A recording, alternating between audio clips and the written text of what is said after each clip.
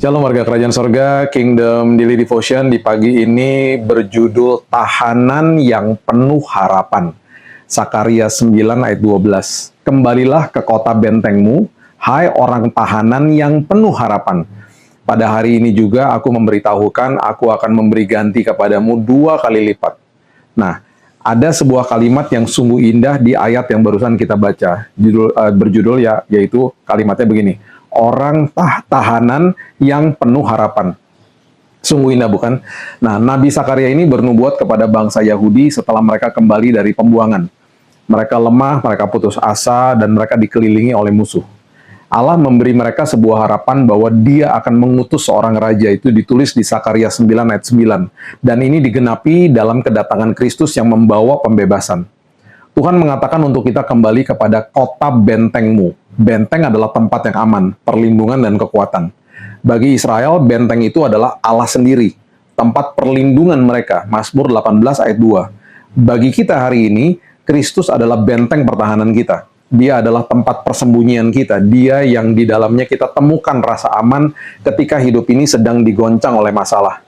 Kemudian dikatakan bahwa kita ini adalah tahanan yang penuh harapan.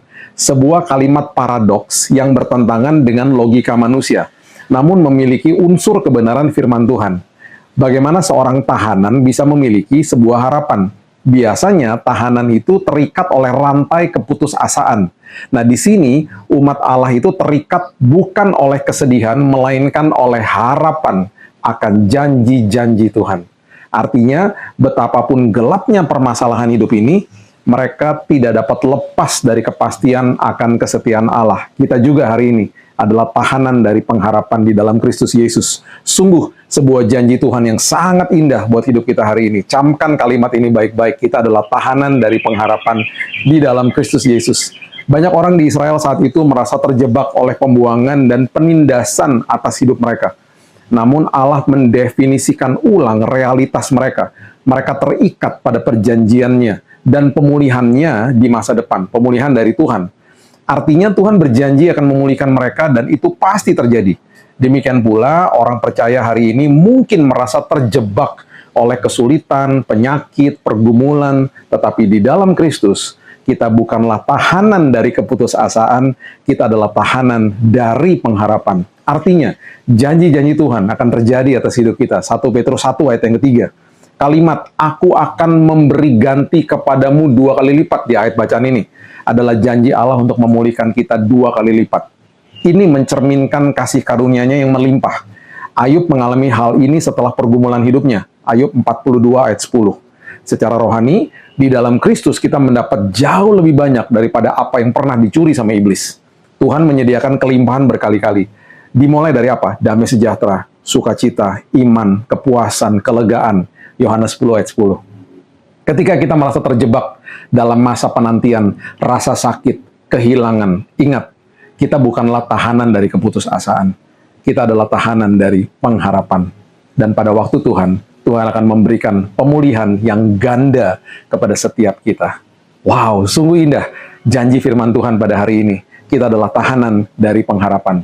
Mari kita mulai hari yang baru ini dengan doa. Tuhan, terima kasih buat pernyataan ini Tuhan. Kami adalah tahanan dari pengharapan di dalam Yesus Kristus yang pastinya tidak akan pernah mengecewakan karena semua rancangan Tuhan membawa kebaikan demi kebaikan buat kami.